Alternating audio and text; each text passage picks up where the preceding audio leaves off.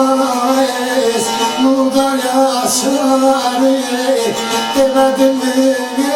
eşi Demedayım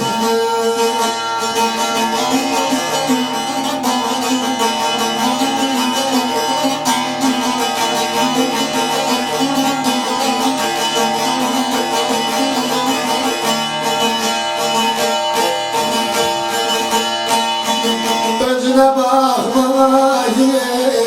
Laveyler bize Boynuma musadı Memesi ikize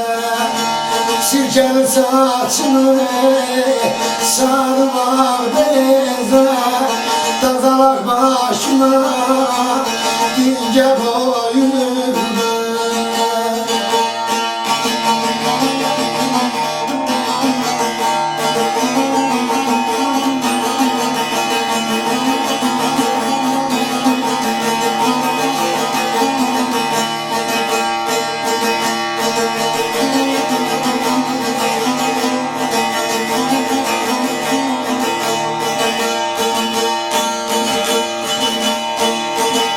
İnsanı görende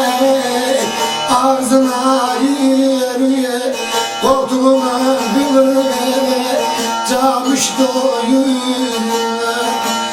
tepesinde melek yuvana yeri dişlerine kazma kimine yirdi.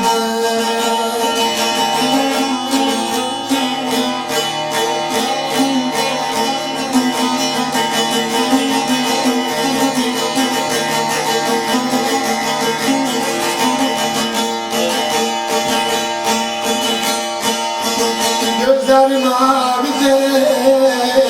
direnci sarı Didarında yoktur muhabbet nuru Sana kanem olsun olsun şenliğim